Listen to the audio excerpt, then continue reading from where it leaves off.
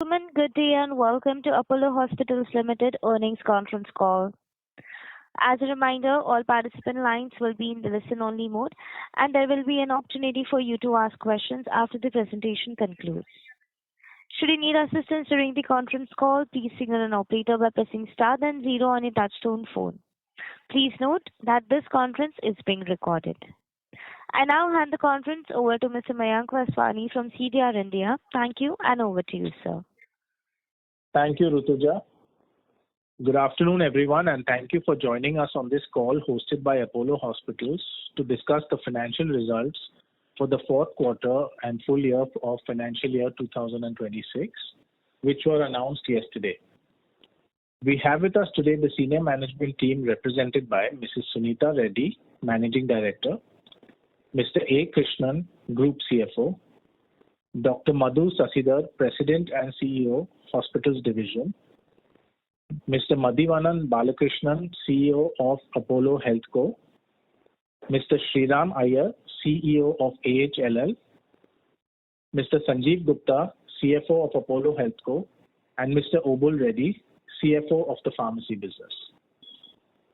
Before we begin, I would like to mention that some of the statements made in today's discussion may be forward-looking in nature and may involve risks and uncertainties. Please note the disclaimer mentioning these risks and uncertainties, which is on slide 2 of the investor presentation shared with all of you earlier. Documents relating to our financial performance have been circulated earlier, and these have also been posted on the corporate website. I would now like to turn the call over to Mrs. Sunita Reddy for her opening remarks. Thank you, and over to you, ma'am.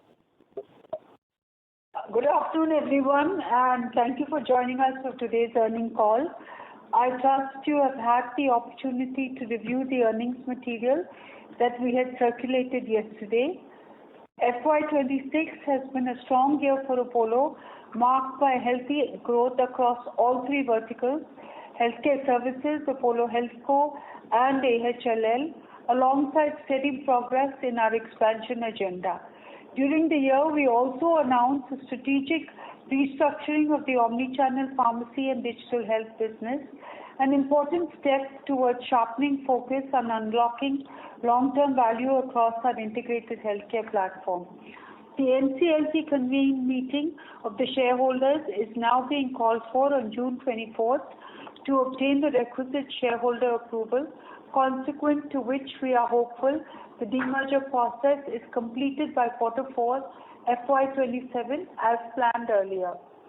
In terms of financial milestones, I am pleased to share that our consolidated revenues crossed 25,000 crores for the first time, reaching 25,229 crores.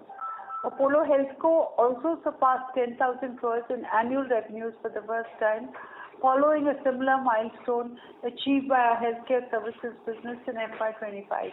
These achievements underscore the scale, the relevance, and the growing strength of Apollo's integrated healthcare ecosystem. Turning to our performance for the fourth quarter, consolidated revenue grew by 18% year-on-year to 2,605 crores in Q4 FY26. Within this, the healthcare services business reported revenues of 3,268 crores, up 16% year-on-year. This performance was driven by a balanced mix of 7% volume growth, 5% case mix, and the remaining 4% from price revisions. Surgical volumes grew by 7%, supported by a continued focus on combo specialties, cardiac, oncology, neurosciences, gastro, and orthopedics.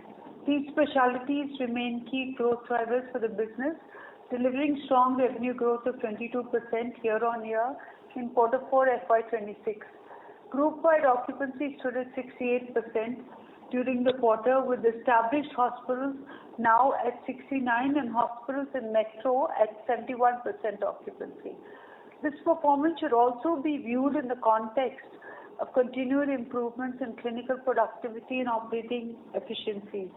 The average length of stay reduced to 3.19 days from 3.3 days in the corresponding quarter, a decline of 3.3%. The reduction was driven by significant adoption of robotics, minimally invasive surgeries, enhanced recovery and discharge protocols, and stronger clinical pathway standardization across the network. Importantly, the improvement in ALOS has been achieved while contributing to manage higher acuity and complex case mix, reflecting Apollo's alignment with global benchmarks in tertiary and quaternary healthcare delivery, where shorter hospital stays are enabled through technology-led interventions, evidence care-based protocols, and superior post-operative outcomes. Insurance and self-pay patients continue to account for 83% of inpatient revenues in Q4 FY26. Insurance revenues grew by 21% year-on-year, while self-pay revenues registered a growth of 13%, reflecting sustained demand across both segments. Average revenue per patient stood at 1,87,208 rupees in Q4 FY26, an increase in 9% year-on-year, driven by an improvement in underlying clinical mix. Within the healthcare services business, we delivered an ROC of 25.4% for the year, supported by balanced performance across our network spanning Metro, Tier 1 and Tier 2. Apollo HealthCo reported revenues of 2,848 crores in Q4 FY26, representing a strong year-on-year growth of 20%. Revenues from Apollo Health and Lifestyle grew 24% to 489 crores. Consolidated EBITDA for the quarter stood at 1,011 crores, registering a robust growth of 31% year-on-year. Within this, healthcare services EBITDA was at 781 crores, reflecting a 14% growth, while margins remain strong at 23.9%. Established hospitals, however, grew the EBITDA margin to 20.5%, and EBITDA losses from new units in Q4 FY26 came in at 41 crores. Within the Apollo HealthCo, the pharmacy distribution business reported a EBITDA of 195 crores, an increase of 20% year-on-year. Within the online business, cash losses declined sharply to 16 crores compared to the 80 crores in Q4 FY25. Consequently, Apollo HealthCo reported a EBITDA of 156 crores in Q4 FY26 versus 36 crores in Q4 FY25, a significant improvement in operating leverage and business efficiency. AHLL delivered a margin of 75 crore, representing a strong 58% year-on-year growth, with margins improving to 15.3% from 12% in Q4 last year. Platform GMV of Apollo 24/7 was at 528 crores in Q4 FY26, a growth of 20% year-on-year. Digital revenues grew by 29% during the quarter on a like-for-like basis after excluding the closure of the Amazon corporate partnership. We reported consolidated PAT of 529 crores, higher by 36% year-on-year, with significant improvements in PAT across all three verticals.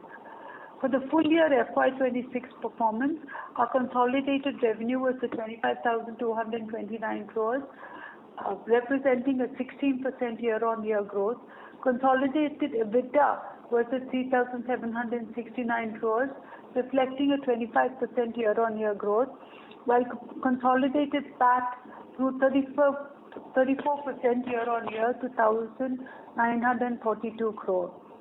This strong performance for FY26 is despite the lower seasonal medical admission alongside moderation in international patient volumes, particularly from Bangladesh.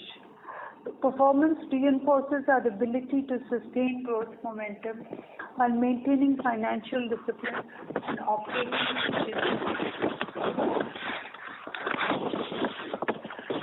As an important development, we announced yesterday that Apollo Cradle and Fertility and Cloud9 would combine to create one of India's largest integrated maternity and fertility care platforms. AHLL's mother and child fertility business are valued at 1,550 crores, through a combination of cash and 9.9% equity stake in the combined entity. AHLL will become the largest non-financial shareholder in the combined platform and will have board representation in the combined entity through a nominee director. Revenue of the cradle and fertility verticals was at 450 crores in FY26 with an IGAP EBITDA of 45 crores. The transaction has therefore been concluded at a multiple of 35 times EBITDA. Spectra and the other assets of AHLL are not part of this transaction and will continue to remain in Apollo Health and Lifestyle. This collaboration will accelerate access to premium maternity, fertility, neonatal and pediatric care while raising the bar on outcomes, experience and continuity of care. Apollo will bring its deep experience in this space to the combined entity to contribute to its growth. Apollo remains deeply committed to expanding end-to-end.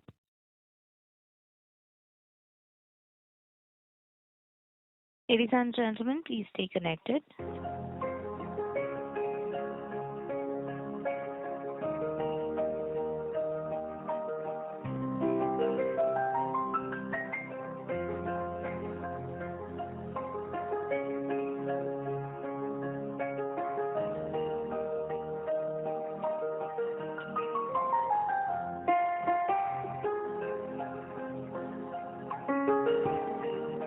Ladies and gentlemen, thank you for patiently holding. We have Ms. Reddy connected. Please go ahead, sir. Apollo remains deeply committed to expanding the end-to-end women and child healthcare platform. From prevention to high-risk pregnancy, neonatal intensive care, pediatrics, and lifelong wellness through its own integrated healthcare ecosystem across geographies.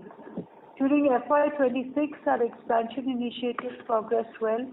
We operationalized 4 new hospitals, Apollo Etina in NCR, Pune Financial District in Hyderabad, and Narendrapur in Kolkata, with a combined potential operational capacity of 855 beds, which we are commissioning in a phased way, with 185 beds now operationalized, the remaining 670 beds planned over the next 12 months. As these hospitals continue to ramp up operations and scale specialties and clinical programs, we are also poised to commission 2 more hospitals, one in Sajapur and the other in Gurgaon in the next 2 quarters. In total, these additions are approximately 1,400 operating beds, all in key metro markets. This will position us strongly as we move into FY27, and later they represent nearly 25% capacity addition in these markets. Alongside capacity expansion, we continue to deepen our clinical leadership through investments in high acuity specialties, oncology, robotics, and advanced care pathways. Consumer engagement and technology adoption across physical and digital formats has also continued to improve, with increasing integration across hospitals, pharmacies, diagnostics, and digital platforms, reinforcing the strength of the One Apollo ecosystem. On this note, I would like to hand it over to Krishnan, our CFO, Dr. Madhu Shashidhar, CEO of the hospitals, Madhivanan, CEO of Apollo HealthCo, Obul Reddy and Sanjeev from Apollo HealthCo, and Sriram Iyer from Apollo Health and Lifestyle. Thank you.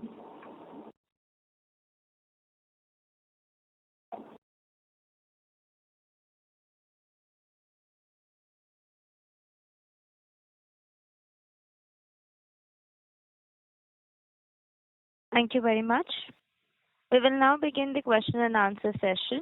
Anyone who wishes to ask a question may press star and 1 on the touchtone telephone. If you wish to remove yourself from the question queue, you may press star and 2. Participants are requested to please limit your question to 2 per participant, and also to use handsets while asking a question. Ladies and gentlemen, we will wait for a moment while the question queue assembles.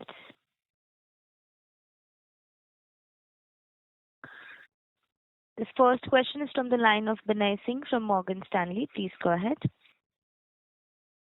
Hi team, congrats on good set of numbers.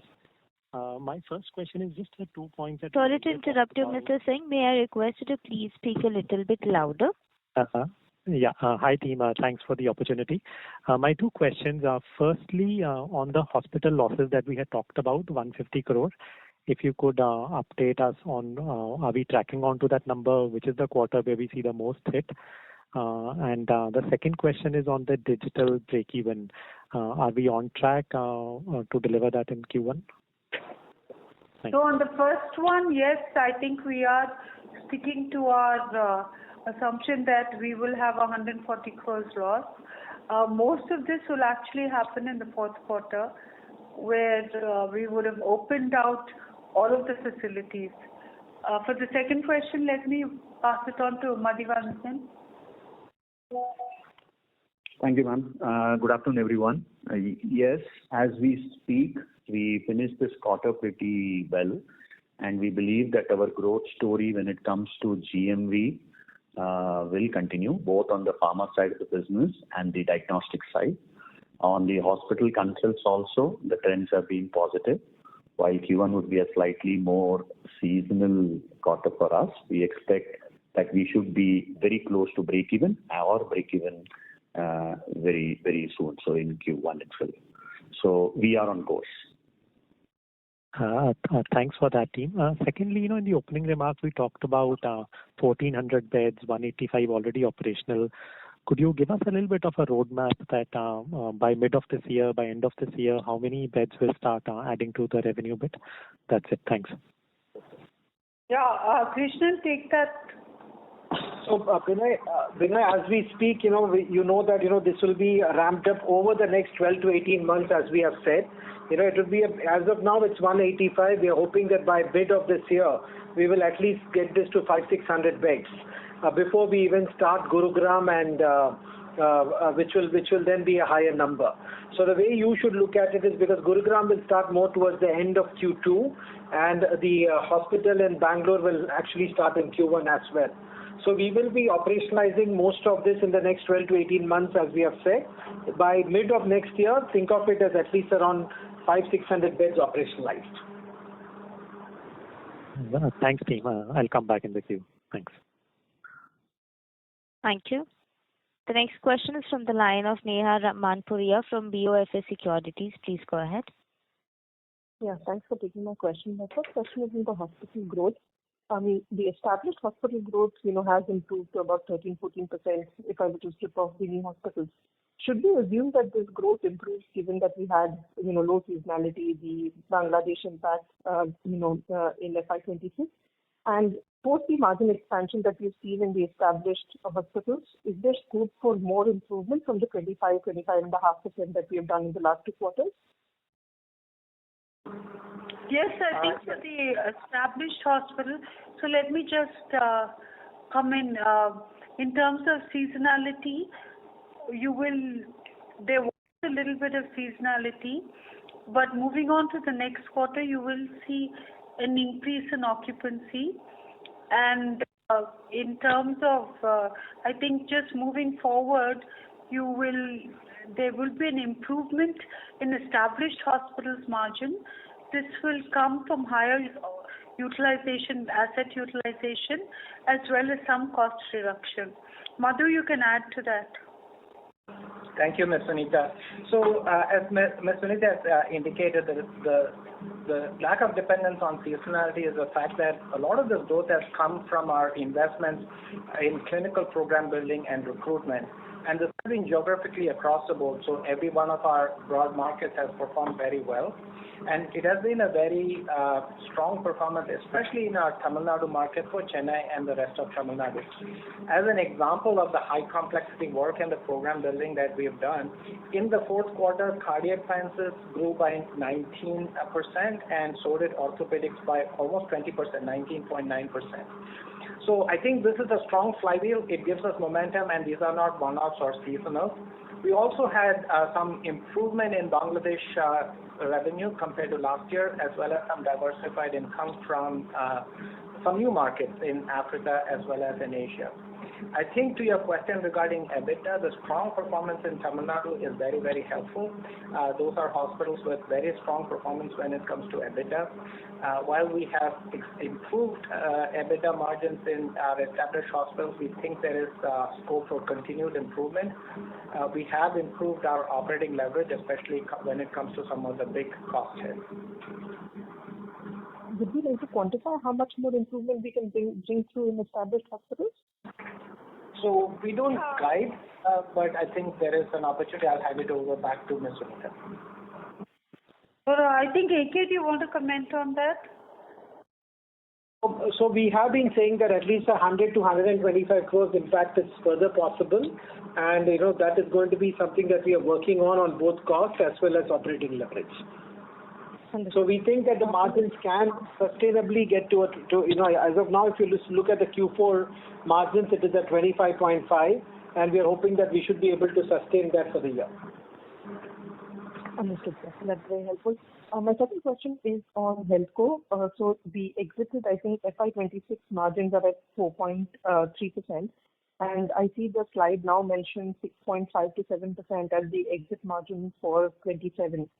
Other than the digital, breaking even and possibly having positive EBITDA, could you just help us understand, how we get to that? I mean, what would be the key drivers to get to the 6.5, 7% margin for fourth quarter? Thank you. Sanjeev, Sanjeev will take that. Yeah. Yeah. Thanks, Madhi. Good afternoon, everyone. So I think this is what we have been, discussing last couple of earnings call. We have a growth potential in private label coming out of the store front, which is the Apollo Pharmacy store. So we strongly believe that further headroom is available on the private label, and that would be a bit accretive. Similarly, in the on the expenses side, also you would see that digital also has started coming down on the losses. We continue to believe that Q1 we would be very close to the breaking even. And apart from this, the growth itself would accrue, would provide a decent, flow through to till EBITDA.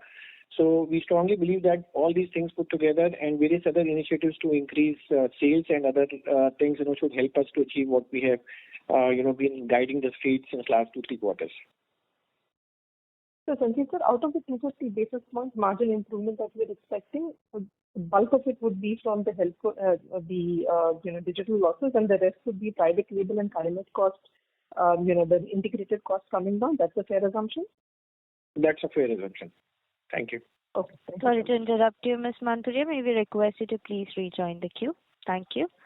The next question is from the line of Kunal Dhamesha from Macquarie. Please go ahead.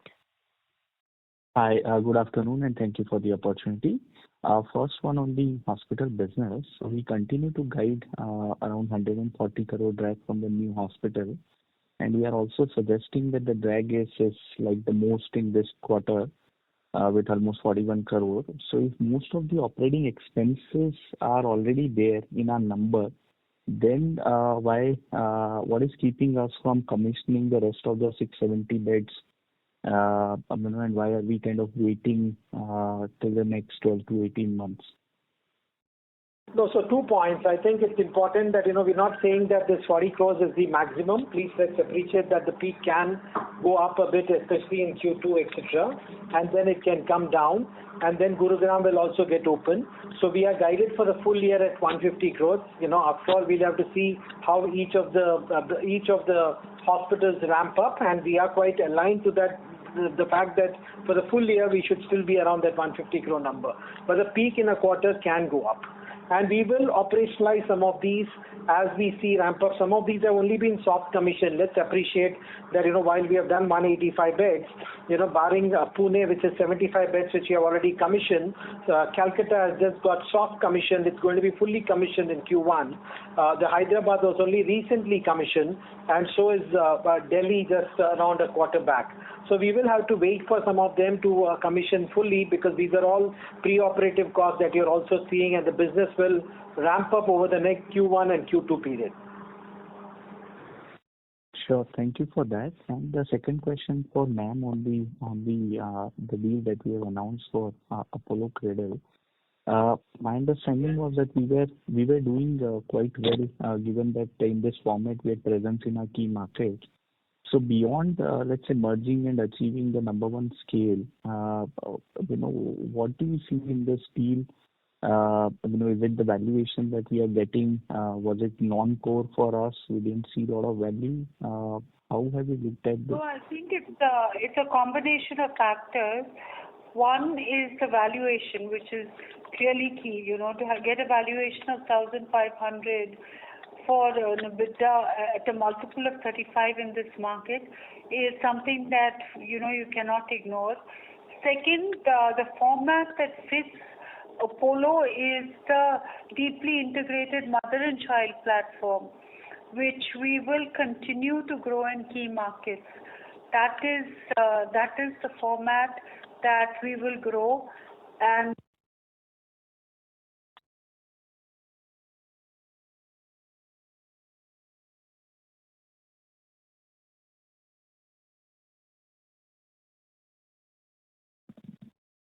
Hello. Ma'am, you may please go ahead. third point. Hello? Yes, please go ahead, ma'am. Ma'am, we lost you at the format thing. So what is our format? The mother and child format like we have in Chennai, which is, which looks after the entire requirements of the mother as well as the child, and is deeply clinical in terms of, we look after the child up to the age of 16. So there is a huge difference in terms of the value that you get from that, the revenues, the margins. There's a huge difference in all of these parameters.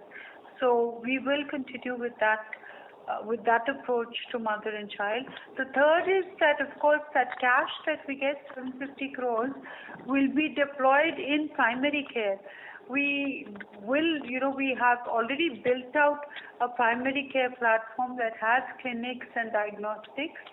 But we believe that we have to be leaders in this platform, because this will be the funnel to Apollo, and it will look after patients who are currently not in our system and who are not very sick.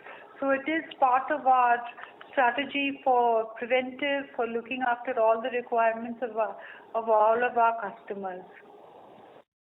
And just lastly, ma'am, will our clinics will still continue to carry Apollo brand name, or the brand name will change? Yes. So the clinics, everything else is Apollo brand name. Only the Cradle will carry that for 1 year, and then it will become Cloud9. Okay. Sure, I have no question. I'll join back. So as to be on the same page, the AHLL business, as you know, is an 1865 crores revenue business for this year. 450 crores is the Cradle number that has got Cradle plus fertility number out of this 1865 crores. This is what has got transferred and combined into Cloud9. So it's only the Cradle and IVF business. All others continue. We are going to be doubly focusing on Apollo primary care and diagnostics, as well as other specialty cares, as Ms. Sunita already said, which is the Spectra, dialysis, and the others. Thank you. The next question is from the line of Shyam Srinivasan from Goldman Sachs. Please go ahead. Yeah, thank you for taking my question, Karan here. First question is with respect to the pharmacy business. Is it fair to assume that, I think we've mentioned this, but just double checking, the private label contribution going up is the primary or the sole reason why our offline pharmacy margins have been as strong? That's one. And the second subpart would be for the Apollo 24/7 reported break-even, right? While cash break-even, we are on track. Any color on reported break-even timelines will be helpful. Yeah.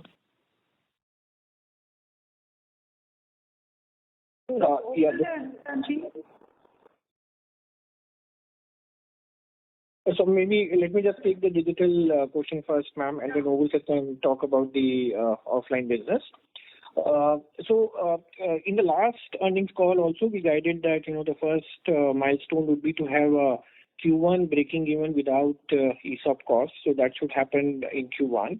And we also suggested that by Q3 we should be able to breaking even including the ESOP cost. That's a second milestone we're looking at it. And from there upon the journey is to make sure that, we increase our EBITDA, in absolute terms quarter on quarter. So I think with that in mind, I think we should wait for these two milestones to hit first, and then thereupon we can further discuss about to what an extent, digital business will add on to the absolute EBITDA on the AHL. Yeah.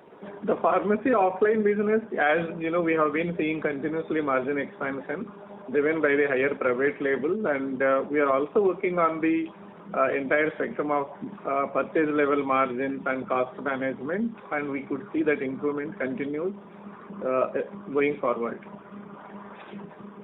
Okay. And also, where does this settle? What could the normalized or the more steady state margin look like? Like, is it 8%? Is it 9, 10%? Any color there?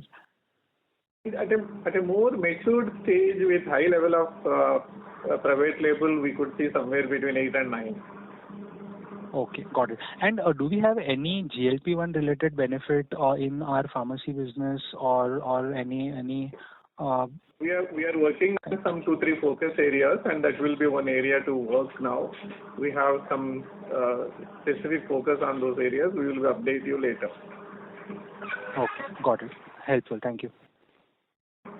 Thank you. The next question is from the line of Bansi Desai from JP Morgan. Please go ahead. Yeah, hi. Thanks for the opportunity. So, firstly, just reconfirming, in terms of beds that will get commissioned, over the next 2 years, should we assume most of the 1,400 beds which are yet to get operationalized, all of those will get operationalized by fiscal 28? Yes, that will fully get operationalized by FY28. All of these are, let me re-emphasize that the structure is all getting constructed and it will all be ready as we commission it. Some of them, other than the phase 2 of Pune where the construction is on, all of these construction will also be ready by Q2 or beginning Q3 of this coming fiscal. So there is no reason for us to, not open all these up by FY27, FY28. And therefore, if one has to think about losses, fair to assume then, by fiscal 28, your cumulative losses, or you could actually see break even or probably, much lower number of loss? Yeah, at least a break even to begin with by FY28. All right. And then secondly, when I look at AHLL performance, obviously it has been very, very strong. So within that, diagnostics particularly has done very well. So if you could, tell us what has driven this very strong growth and, is this sustainable? And secondly, also on margins of, AHLL. So 15% margins that we've seen, it's a very strong up move. So, any one-off element here or is this the new base? Sriram?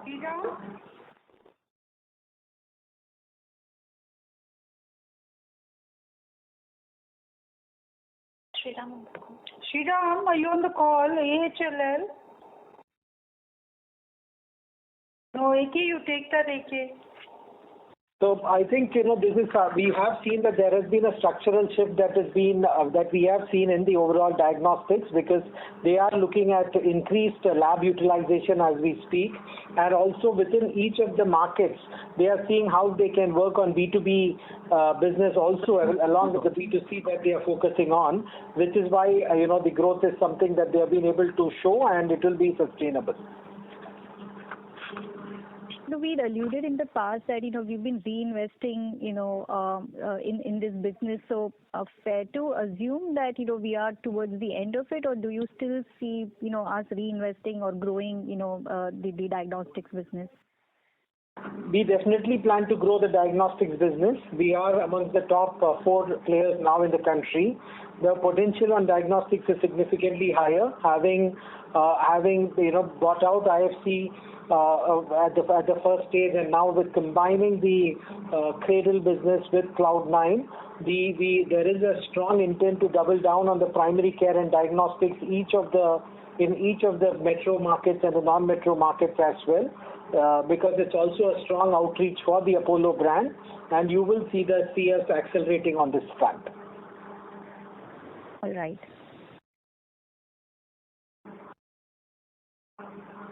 Thank you. Mr. Sriram Iyer is reconnected back, sir.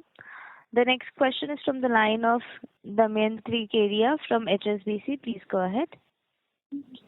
Hi, thank you for the opportunity. Two questions.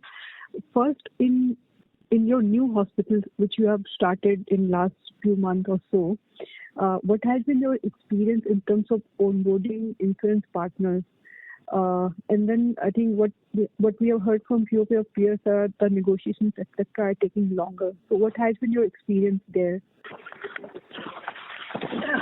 So just to answer that, I think we've been quite fortunate in onboarding insurance partners. We have, which is why, we are seeing some traction. Of course, with the way that things are, it takes a little bit more time. But Apollo Athena has 6 high-volume insurers already supporting it. Our Pune hospital has 3 of them, and we've just closed out Star Health. In Kolkata also we've got 6 high-volume insurers. Hyderabad has 4 high-volume, and we're just closing out Care and Star, so it will be 6. And including Bangalore, we have 3 of the top 8. So we're all set in terms of, partnership with insurance companies. So there has been no issue, right? Unlike faced by some of other players, you said you have been very successful in onboarding these insurance companies in an excellent manner. I believe we have good partnerships, and we will continue to strengthen them. Okay, that's good to hear. My second question is on your Apollo 24/7 business. So while digital losses continue to reduce and you will likely achieve break-even very soon, but if you can comment on the gross merchandise value trends, I think on quarter-on-quarter basis, again, it's more or less similar to what we saw last quarter. And then if you can share some updates on the recent services there, like Hospital Connect, insurance, etc., that will be helpful. Thank you. Madhi, please take this. Yes, ma'am. So hello? this yeah. Can you hear me? Yes. Yeah. So this particular current year was driven primarily on a operating model change, which was effectively not to depend on paid marketing from a customer acquisition perspective. And I think we have been able to establish that engine wherein we are able to get new customers between 20 and 30% without actually spending too much of marketing money. So that's one area which has got established on the pharma side of the business, which is our primary mainstay. On the diagnostic side again, I think both from a cross-pollination perspective as well as our ability to use what we call as an omni-asset has helped our diagnostic business, what we do through AHLL, again grew at around 25-30%, which was, and we believe both these engines are sustainable. Without spending too much of a marketing money, we will continue. While we might not go at 80 and 90%, between 25 to 35% is a growth in terms of new business we are confident of. On the doctor consult business, we have a much stronger framework within which we work with the hospitals and the clinics, and that's also an engine which is building up slowly. While this year the growth was not very huge, we have reset it, and that should also play out in the coming year. On the cost front, while we are almost hit the base, we still feel there is a certain amount of efficiency which will glean out.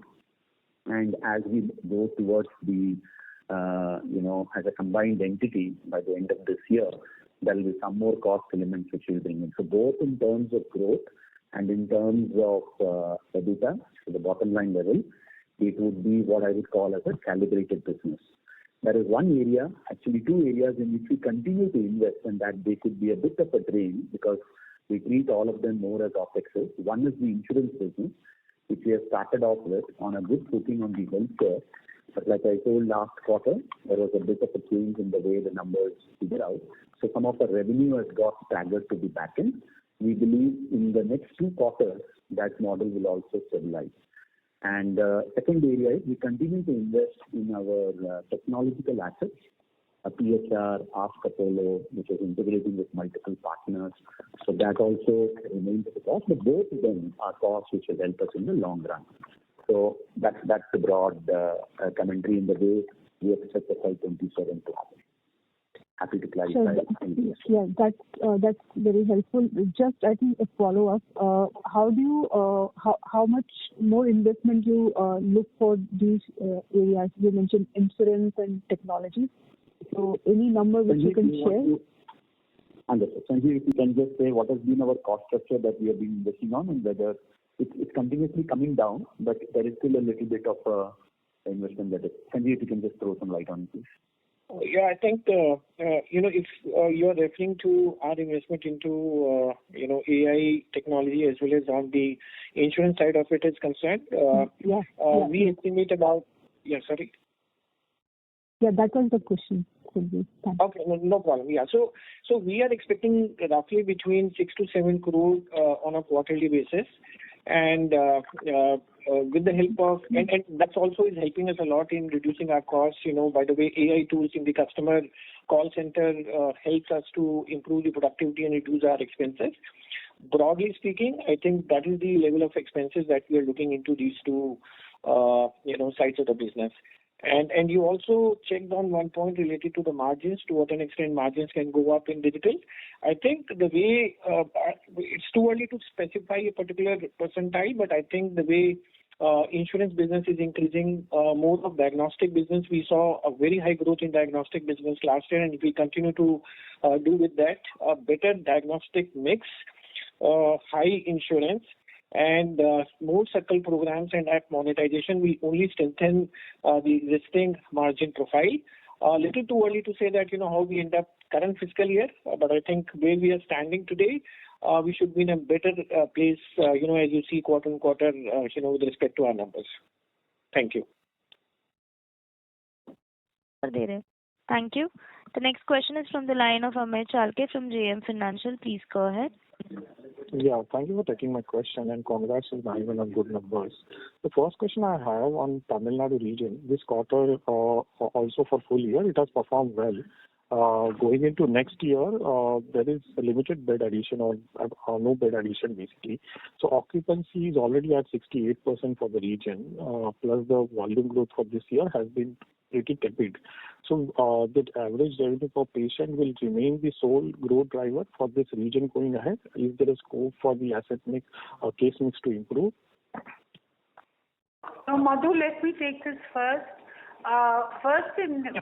In terms of headroom for growth, there is definitely an additional 6 to 7% headroom for growth in Hello. Sunita ma'am, please go ahead with the question. So I said in terms of headroom for growth, there is definitely additional capacity, not just in our main hospital, but in the other hospitals in the Chennai region. There's another 7% uplift that can come from pure occupancy. With regard to case intensity and improving ARPP, we will continue to focus on that. We have very high-end clinicians and probably, the finest technology in the world in this region. So you could see an improvement in ARPP and case mix. So I think both on asset utilization, headroom for growth, and ARPP, there will be continuous improvement. Sure, ma'am. Thank you so much. And the second question I have, if we can provide the OCF and FCF generation for hospital services segment for FY26. And also the capex which we have given 1,980 crore for 1,000 beds for FY27. Should we assume that the entire capex for FY27 or some of it is already been spent? Thank you so much. AK, take that please. So the operating cash flow before dividend that we have generated this year is, before the dividends is approximately around at the consolidated HCS level alone, it would be in the region of 1850 crores. Now that is before the dividends. After the dividends, it would come in the range of 1550 crores, which means, that is the fully deployed, that's after our recurring capex, which is used for hospitals, which continues at around 550 crores. This also includes our taxes paid during the year as well as the working capital. So it's after all of this, which means, the entire 1550 odd crores is really redeployable for growth capex fully. And this is the number that we are quite comfortable continuing into the coming year also. We don't think that our number would be significantly higher than this number in the coming year for growth capex. Thank you. The next question is from the line of Kunal Randeria from Axis Capital. Please go ahead. Hi. So first question on the financials. So on a quarter-on-quarter basis, I see that you moved from around from net cash to net debt. So the difference is almost 1,200 crores. So I guess 400 crores would be a new capex. So what would account for the remaining 800 crores? So we also paid off IFC this quarter. This was a 1250 crores payout that we had in this quarter, just to remind you. This came out from out of the healthcare services balance sheet. So we did pay 1250 to buy out IFC at AHLL, just to remind you. So that was one of the reasons for the spike in this quarter. Otherwise, now it will get normalized to the projects. Got it. And just one clarification. So you said you will break even in FY28 on the new beds that have been commissioned. So but the remaining 670 beds will be spread over a period of 18 months. So I'm just wondering when 855 more beds will be commissioned or could be commissioned, sometime in the next couple of years. So just want to, understand the assumptions, behind this. So typically, when we, at a 50% occupancy level, it's what 50 to 55% occupancy level on the entire stock of 1,500 beds is what we would be breaking even. In each of the hospitals at that levels of occupancy, we expect to break even as we speak. And we are quite, given that each of these hospitals are going to be staggered in their expansions, and there are certain hospitals which will get mature by Q4, not mature, I'm saying they will probably become break even by Q4 of the coming fiscal, and some will be still in that burn mode. In FY28, as of now, we believe that all the hospitals put together should be break even. There will be positives and negatives in that. A few negatives and a few positives, but then overall as a new hospital cluster, we would expect FY28 to be break even. So that includes Gurgaon, Sarjapur, all these hospitals that are going to be commissioned in FY27? Yes, which includes that, but as I said, Gurugram itself may probably be in a bit of a loss position, but some of the others will become positive soon. Let's also appreciate that Sarjapur and all are good markets for us, existing markets in Bangalore. So is Gurugram, and a market that we know of with good doctors. Hyderabad also is a market that we have already hired the right set of doctors, and we are quite confident that the overall ramp up should be good over the next 2-3 quarters. Ladies and gentlemen, if you could excuse me, I have a bit of an emergency, and I will hand over this call to AK to answer any remaining questions. We commit to stay connected with you.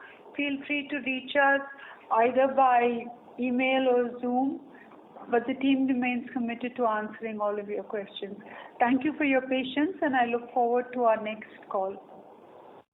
AK, I'm handing it over to you.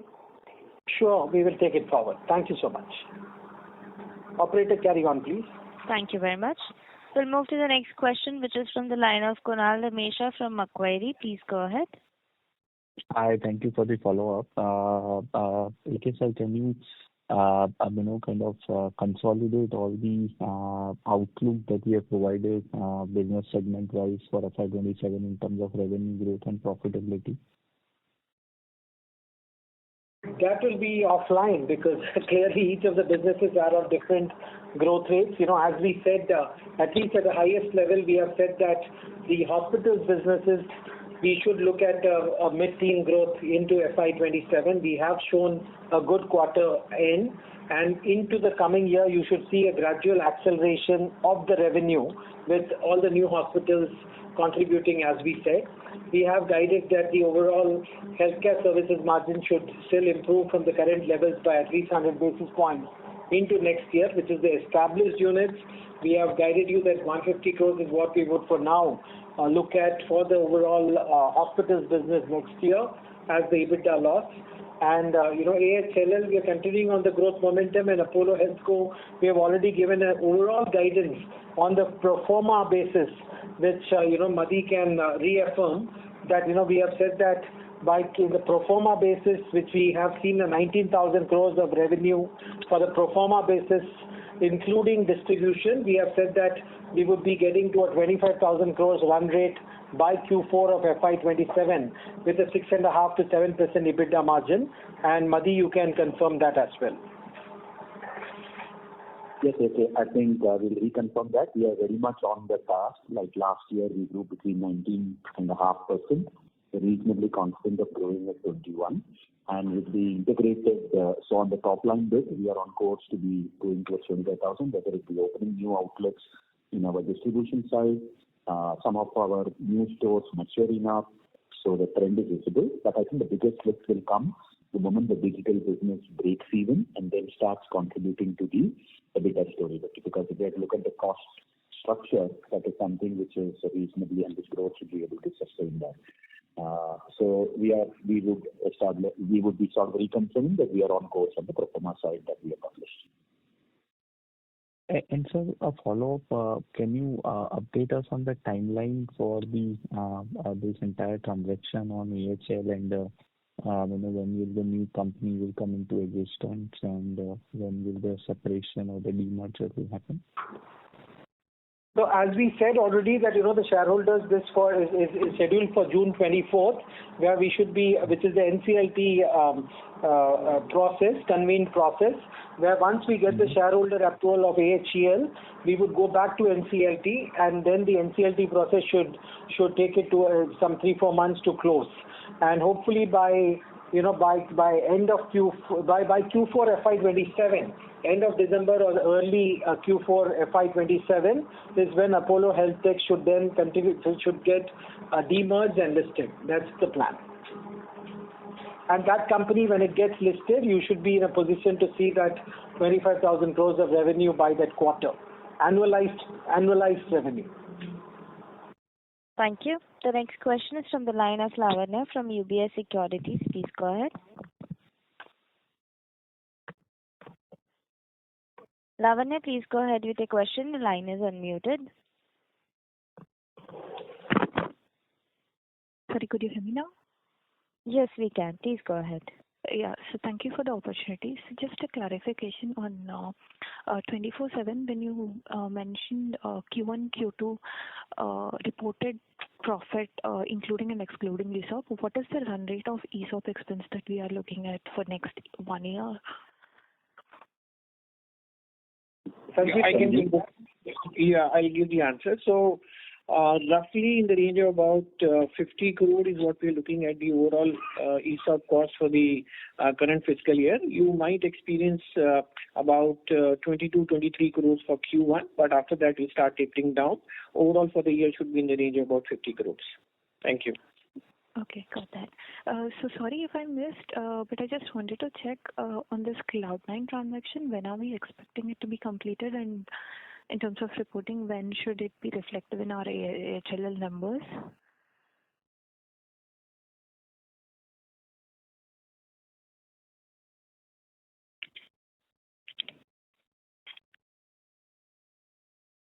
Sorry, what was the question? We didn't quite hear it here. Was it for 24/7? So it was for AHLL and the Cloud9 transaction. So post this transaction, when are we expecting it to be reflective in AHLL numbers?